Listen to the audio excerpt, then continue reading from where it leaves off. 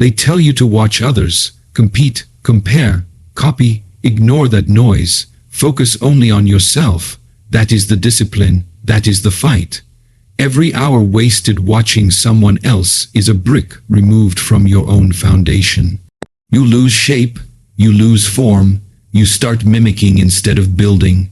You speak too much, you leak power, talk becomes distraction, it becomes comfort. Stay silent, let your silence grow sharp.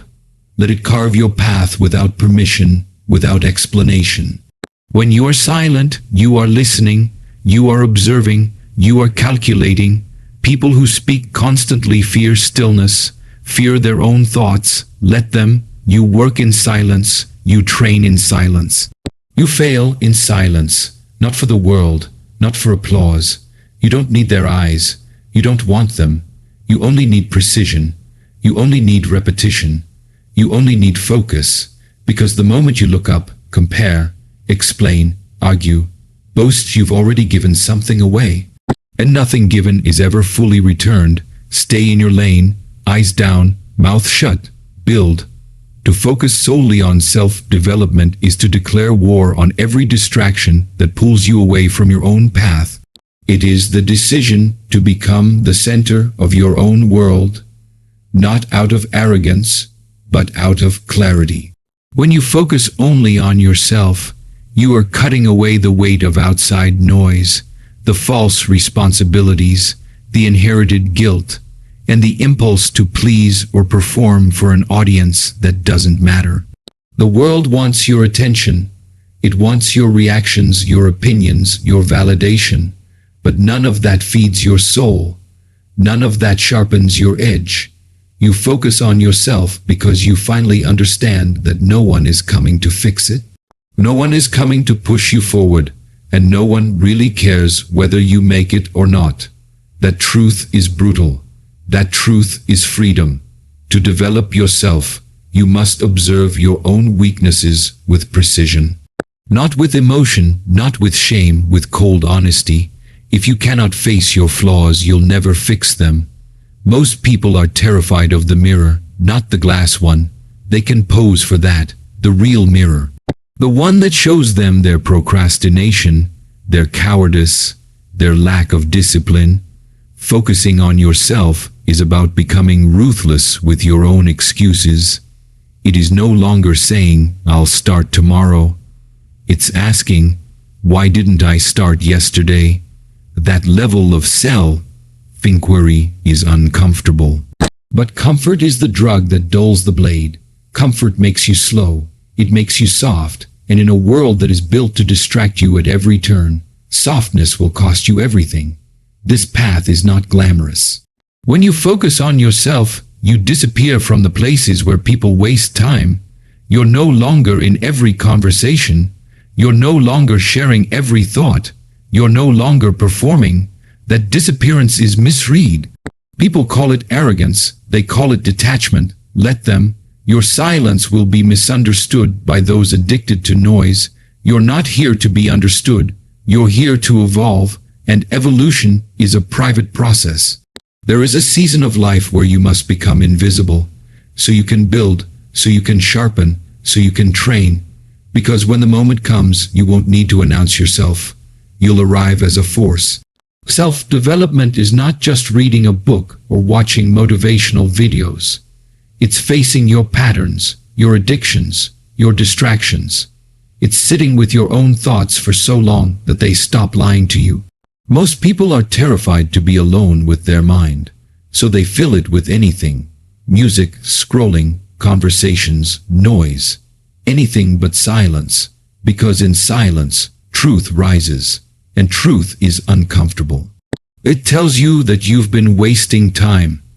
It tells you that you've made the same mistake 10 times in a row and blamed everyone but yourself.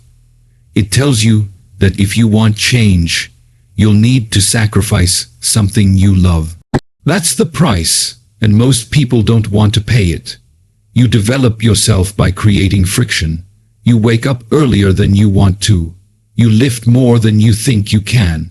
You study when your brain wants to sleep. You do it because you said you would, That's discipline. That's the foundation of self-respect. The modern world teaches you to be soft with yourself, to treat discipline as punishment. That's why most people stay the same. They want improvement without pain, progress without pressure, but the ones who truly grow know that pain is feedback, pressure is a privilege, resistance is where strength is made. Focusing on yourself means taking full accountability. It means that every result in your life is your responsibility. No more blame, no more stories, no more waiting. If you're broke, it's on you. If you're out of shape, it's on you. If you're mentally unstable, it's on you to get help. No one owes you healing. No one owes you guidance. You owe it to yourself to rise. Even if you had a hard start, even if you were betrayed, even if no one believes in you. That's the difference between those who grow and those who collapse. The ones who grow stop telling their story. They start writing a new one. To truly develop yourself, you must become obsessed with the process, not the outcome. Results will come, but they are not guaranteed. The work is the daily habits, the repetitions, the journaling, the cold showers, the early mornings, the heavy lifts, the honest conversations, the deleted apps, the skipped parties, the painful reflections. These are the bricks. Most people don't want bricks. They want decoration. They want aesthetics, not structure. But a beautiful life is built on ugly work. Work that no one sees. Work that no one claps for. When you focus on yourself, you're not distracted by trends. You don't chase what's popular. You define your own path. That means being out of sync with most of the world. It means walking alone. It means looking strange. People won't understand why you left, why you're quiet, why you're focused, but they're not supposed to. They are not the ones climbing your mountain. You are. And the higher you go, the thinner the air gets. Fewer people can breathe up there. Fewer people can relate. That's how you know you're on the right path. When it's not crowded, there's no formula for self-development, only principles. Do the hard thing. Do it every day. Be brutally honest. Be relentlessly consistent. Don't break promises to yourself. That's how you build confidence, from action, not affirmation. Confidence doesn't come from telling yourself you're great. It comes from watching yourself do hard things without quitting. It comes from being dependable to yourself. Most people are dependable only when others are watching. But when no one is watching, they slip. They break, they justify, but you don't, because you know the truth. How you do anything is how you do everything. Focusing on yourself doesn't mean isolation for the sake of pride. It means giving yourself the room to break and rebuild without performing. It means learning how to be complete before you share yourself with the world. A relationship won't complete you. A degree won't validate you. A title won't fix your insecurities. You fix those by facing them directly. You learn how to hold your own energy, how to regulate your own emotions, how to respect your own time. Then, if you choose to share your life with someone or something, you do it from overflow, not desperation. You develop yourself by creating systems, routines that keep you aligned even when motivation dies. Motivation is a liar. It comes and goes, but systems remain. Wake up, train, read, reflect, execute. Sleep, repeat. The world will call it boring. You will call it peace. The world will say you're missing out. You will know you're getting ahead. Most of what people chase is just entertainment disguised as success. You're not here for entertainment. You're here for transformation. That's what self-development really is. A slow, painful, beautiful transformation that no one will notice until it's undeniable. You don't need applause for waking up early. You don't need likes for eating clean. You don't need approval for working late. You're not doing it for them. You're doing it for the version of you that no one has seen yet. The version of you that moves different, thinks different, walks different. The version of you that doesn't flinch, doesn't fold, doesn't need to prove. That version isn't built by luck. It's built by hours, quiet hours, lonely hours, relentless hours. Avoiding comparison and imitation is not a gentle suggestion. It is a necessity. It is the foundation of self-possession. If you spend your life watching others, trying to be like them, mimicking their moves, echoing their choices, you will never understand who you are. And if you do not understand who you are, everything you build will collapse. It will collapse because it was never yours to begin with. You cannot borrow identity. You cannot copy purpose. The second you look to someone else and say, maybe I should be more like them, you have already betrayed yourself. Comparison is not harmless. It rots the mind. It pollutes your focus. It whispers lies, tells you you're behind, tells you you're not enough, tells you that what you're building isn't valuable because someone else is building something shinier, louder, faster. You look at their chapter 20 and feel shame about your chapter 3, but you don't know what they sacrificed. You don't know what's real and what's edited. You don't know the debt behind their luxury. You don't know the emptiness behind their smile. You see the surface, and from that, you judge your depth. That is insanity. That is self-sabotage, and people do it every single day. Every time you scroll, you consume images of other people's lives. But you don't just see those images. You absorb them. You digest them. You start rewriting your dreams to fit someone else's script. Maybe you wanted peace, but now you want a car. Maybe you wanted simplicity, but now you want status. Maybe you wanted truth, but now you want attention. That's what imitation does. It replaces original thoughts with algorithms. It replaces your quiet, internal compass with external noise. And the more you imitate, the more you forget how to hear your own voice. The most dangerous part of imitation is how subtle it is. No one wakes up and says, I'm going to copy someone else's life today. It creeps in slowly. You see someone's results, and you start adjusting your process. You see someone's style, and you feel insecure about your own. You see someone's relationship, and you wonder what's wrong with yours. You begin to shrink. You begin to conform. You begin to betray your own rhythm just to fit into someone else's tempo. And in that process, you lose access to your original power. There is a cost to comparison. It steals time. It steals energy. It steals creativity. While you're looking at someone else's progress, you're not making your own. While you're admiring someone's discipline, you're not building your own. You think comparison will motivate you. It won't. It paralyzes you. It creates a false urgency, a false lack. It tricks you into thinking you're not doing enough, not being enough, not becoming enough. But you are not behind. You are on your own path. You are not in a race. You are in a process. And when you understand that, the pressure drops and the power returns. Avoiding imitation means trusting yourself even when you're uncertain. It means choosing your own answers, even if they're slower, even if they're quieter, even if they don't make sense to anyone else. It means being willing to be misunderstood.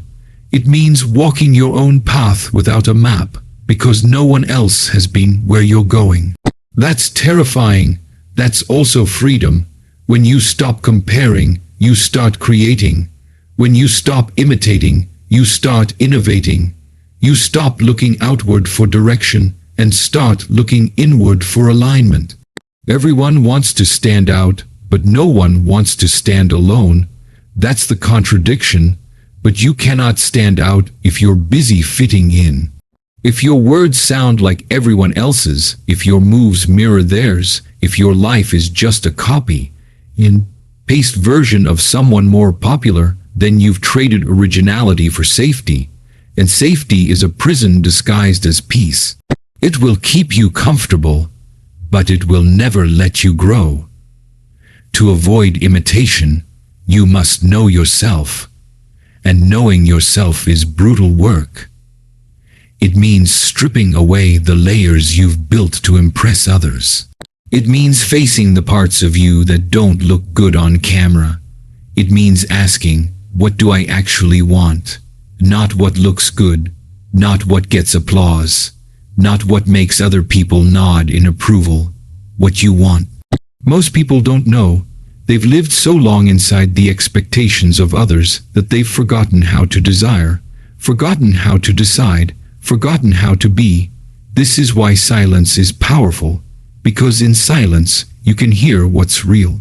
When you stop talking, stop watching, stop performing, you get clarity. You hear your instincts. You reconnect with your internal rhythm. You remember that you are not them. You are not here to live their story. You are here to live yours, but you cannot live your story if you're reading someone else's script every morning. Delete the script, burn it, write your own, and write it in your own voice, even if it shakes. Even if it doesn't rhyme, even if no one else gets it, because that's what makes it yours. To avoid comparison, stay off the stage, not literally, metaphorically. Don't live for the spotlight. Don't crave the applause. Don't chase the numbers, that's bait. That's how the system keeps you performing. You perform for their approval and you call it achievement. You perform for their attention and you call it success. But real achievement happens off stage. Real growth happens in the shadows. And real confidence is built in silence. Comparison makes you desperate. Desperate to prove, desperate to catch up, desperate to be seen. But you don't need to prove, you need to build. You don't need to catch up, you need to focus. You don't need to be seen, you need to see yourself clearly. And you cannot do that if your eyes are always on someone else. Focus is a decision, a discipline, a rejection of distraction, and comparison is the most seductive distraction of them all. Avoiding imitation is not about rejecting all influence. It's about knowing where to draw the line. You can be inspired, but inspiration is fuel, not a formula. Take the spark, leave the shape, let it ignite something within you, not replace it.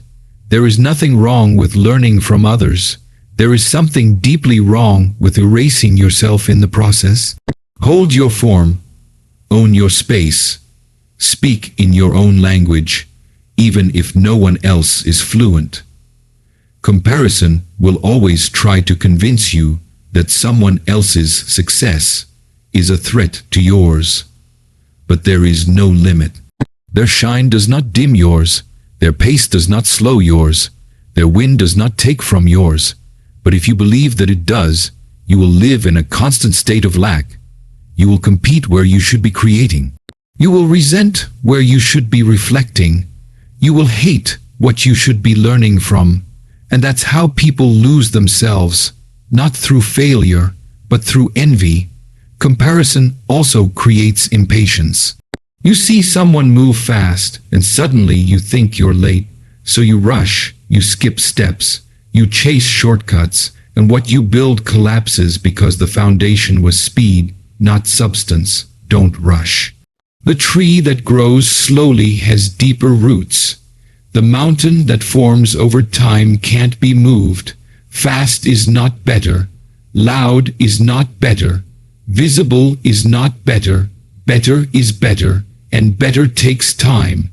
To truly avoid comparison, you must celebrate others without measuring yourself against them. That's maturity, that's security, that's freedom. You say, good for them, and you mean it, not good for them, but what about me? Just good for them, period. That's how you know you're aligned. When you can admire without envy, when you can learn without imitating, when you can observe without shrinking, that's power. When you finally stop comparing and imitating, you realize how much energy you were wasting. Energy that could have gone into your craft, your healing, your body, your mind. You feel lighter. You feel clearer. Because now everything you do is for you, not to impress, not to compete, not to match someone else's aesthetic. You wear what you like. You say what you mean. You go where your soul feels drawn. You create because it feeds you, not because it performs well. You begin to move different, slower, more deliberate. You stop broadcasting your every move. You stop chasing relevance. You stop explaining your choices. And the world doesn't know what to do with that kind of self-possession, so they try to label it. They say you've changed. They say you've become distant. Let them. You didn't come here to be understood. You came here to become, and becoming requires solitude. It requires courage. It requires the willingness to walk alone until you're strong enough to carry others. So you walk, not to follow, not to lead, just to walk, to explore, to experience, to evolve. You don't need a blueprint. You don't need permission. You just need presence. You just need integrity. You just need to listen to yourself and move from there. That's the only compass that never lies. And when you finally look back after all the silence, all the solitude, all the inner work, you won't see a life that looks like anyone else's. You'll see yours. Raw, honest, original, and that is the rarest thing in the world. Embracing silence as strength is not about muting your voice. It's about mastering your energy.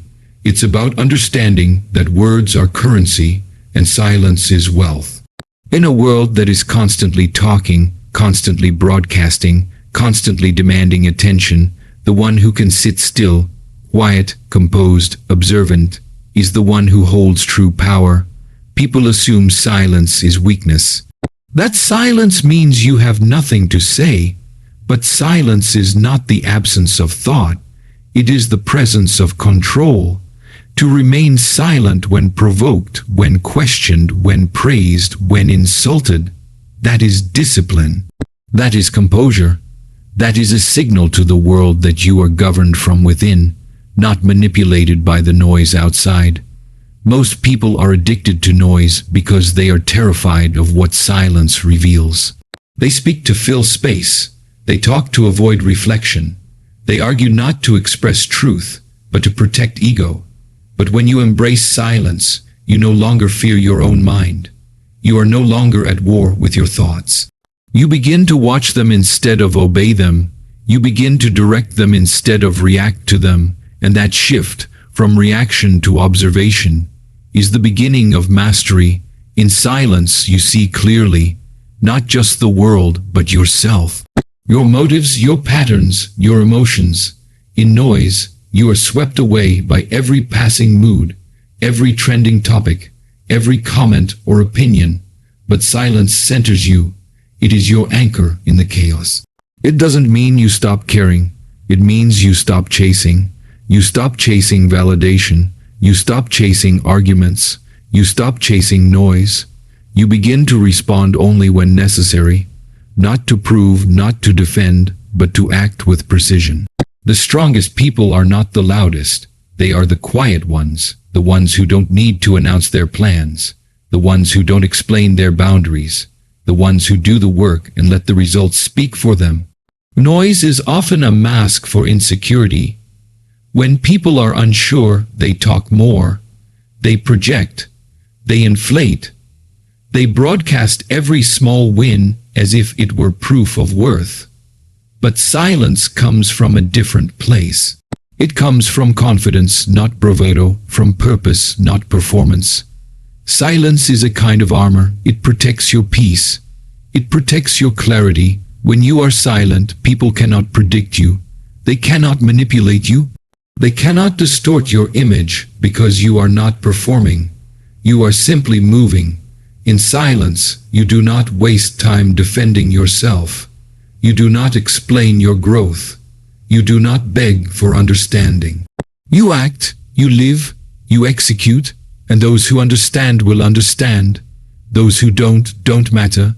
There is power in withholding, in not responding, in letting people talk while you observe. Let them argue. Let them judge, let them assume. You don't need to correct every lie. refute every insult, or explain every decision. Your silence will do that for you. Time will do that for you. The loudest people often burn out first. They spend their energy trying to be seen, but when you're silent, you preserve energy. You save it for what actually matters. Your work, your growth, your mission. The greatest moves are made in silence. The most important shifts happen when no one is watching. You don't need an audience to evolve. You don't need applause to build. In fact, the more silent your process, the stronger your outcome. Because while others are busy performing for validation, you are focused. You are refining, you are becoming, and when you finally emerge, it's not with noise, it's with results. People will test your silence, they will try to provoke you, they will mistake your calm for weakness. Let them, your silence is not for them, it's for you. It's the space where you heal, where you plan, where you think deeply and act strategically. Silence is your advantage. It keeps you unpredictable. It keeps you sharp. It keeps you grounded. To embrace silence, you must become comfortable with being alone. Not just physically, but emotionally. You must let go of the need to be seen, to be praised, to be approved of. You must learn to enjoy your own presence more than the attention of others. That's where the strength comes from. Not from being isolated, but from being whole. Most people are not whole. They are fragments, chasing attention to feel complete. But attention is temporary, silence is eternal. It reconnects you to yourself, to what matters, to what's real. Silence trains your intuition. It sharpens your awareness. When you stop filling every moment with words, with distractions, with noise, you begin to notice things. You hear the subtle, you see the patterns, you sense what's not being said. That's the edge, that's the advantage. In silence, you become a listener, not just to others, but to life itself. And when you truly listen, you act from wisdom, not impulse. There's a reason why the wise speak less. It's not because they have nothing to say. It's because they know when it matters. They know the value of words. They use them sparingly, like a sword unsheathed only when needed. The more you speak, the more you reveal your plans, your weaknesses, your fears. But when you are silent, you are unreadable. And in a world that tries to categorize, to dissect, to control, you remain free. Silence is not passive, it is active. It is a discipline. It requires strength to hold your tongue when your ego wants to react. It takes patience to let actions speak louder than words. It takes confidence to walk away instead of argue. Most people cannot handle silence because they want to be right. They want to be heard. They want to be justified. But the strongest are those who don't need to be right, just effective, who don't need to be loud, just correct. In relationships, silence becomes a filter. You stop engaging in meaningless conversations. You stop entertaining chaos. You stop explaining your worth. You let your consistency speak for you. You let your absence become your answer. When someone doesn't value your silence, they never deserved your voice. And when you stop pouring into people who only respond to noise, you reclaim your energy. You reclaim your power. Your silence is a message. It says, I don't need to convince you. I don't need to argue with you. I don't need your permission. I am not here to entertain. I am here to evolve, and evolution is often a quiet process. No announcements, no declarations, just a quiet, steady rise. Day by day, hour by hour, step by step, the noise fades, the distractions fade, and all that's left is focus. The silent are often the most dangerous because they move without broadcasting. They build without permission. They rise without needing applause. They observe while others expose themselves. They act while others talk. And by the time you realize their strength, it's already too late. They've already arrived. That is the art of silence. It is not absence. It is presence at its purest.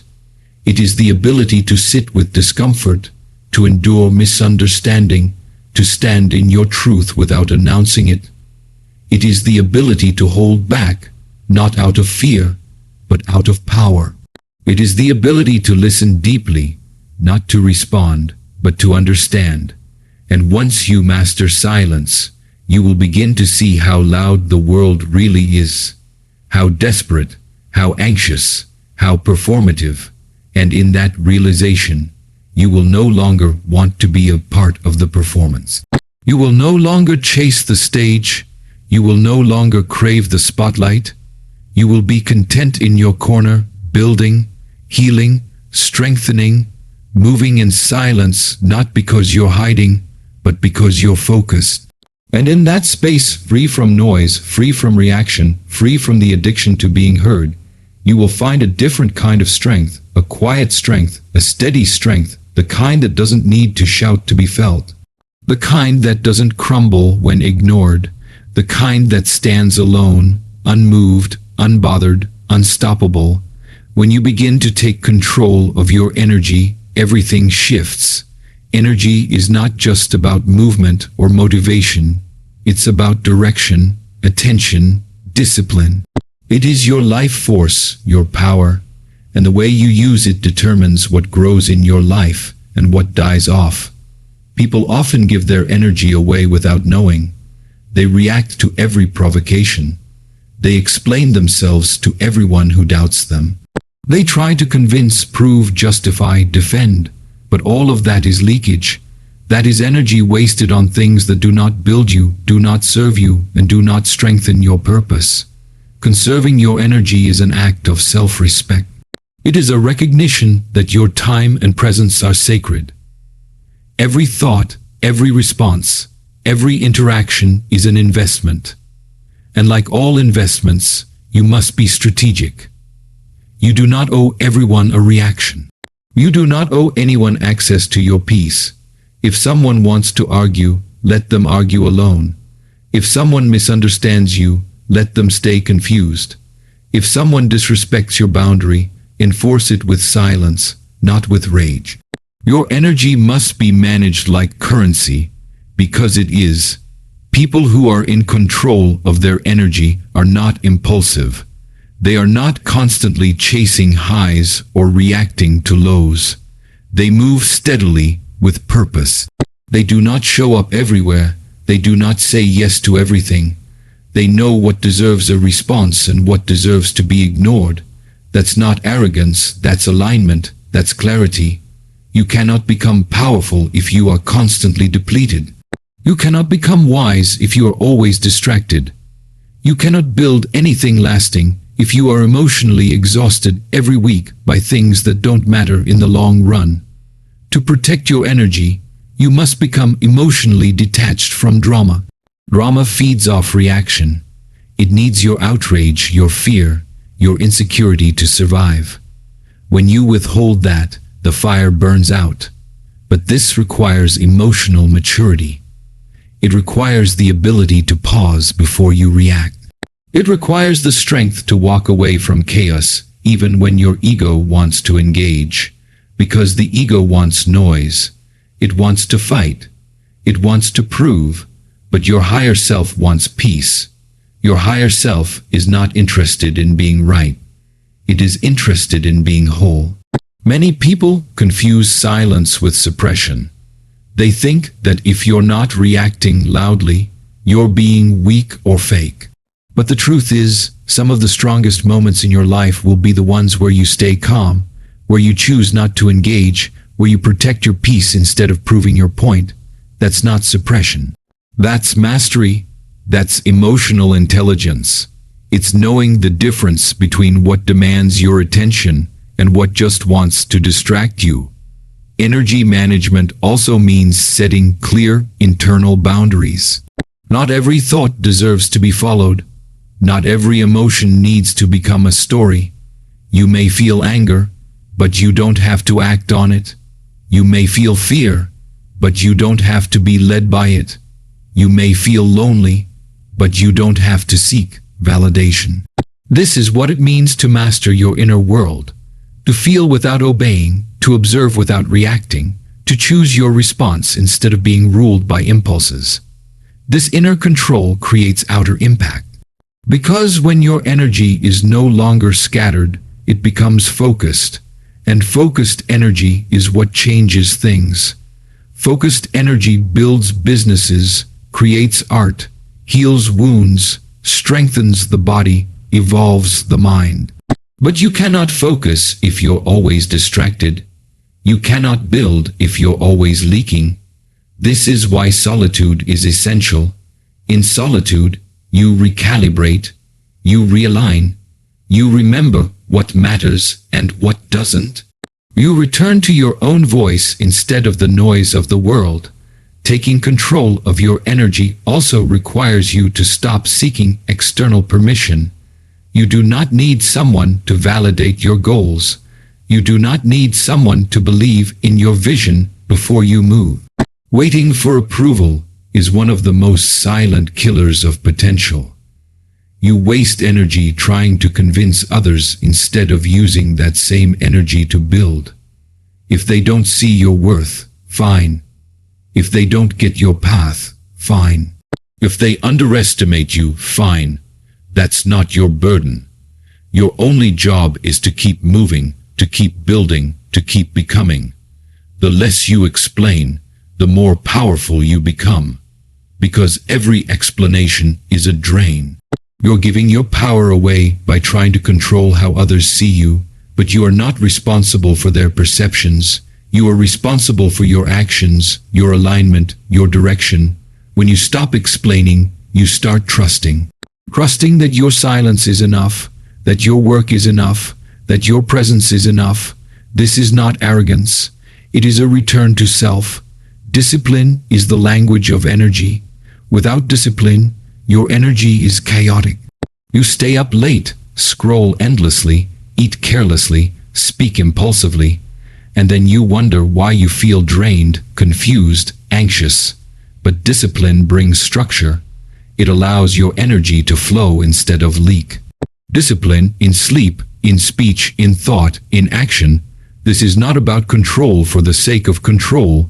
It's about freedom, because when your life is disciplined, your mind becomes calm, and a calm mind is an unstoppable force. You must also stop trying to save people who do not want to be saved. That is another trap. You pour your energy into fixing others, into waking them up, into dragging them toward their own potential. But that is not your work. That is their work. When you constantly rescue, you exhaust yourself and rob them of the struggle that would shape them.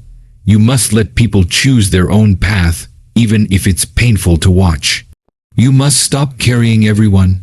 Carry yourself. That is enough. When you are strong enough to carry yourself, others will either rise to meet you or fall away. Another energy trap is gossip.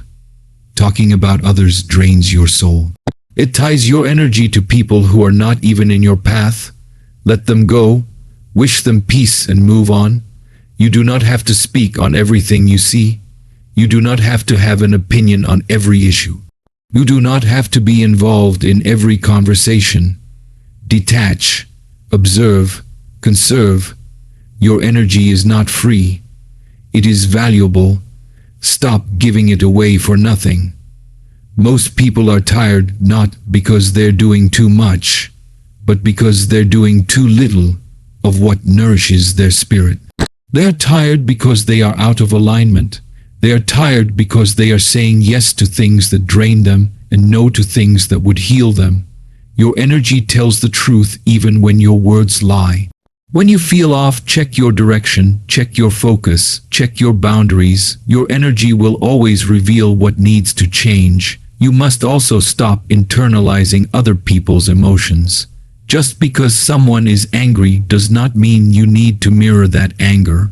Just because someone is bitter does not mean you need to match that bitterness. Emotional maturity is the ability to remain grounded even when others are losing control.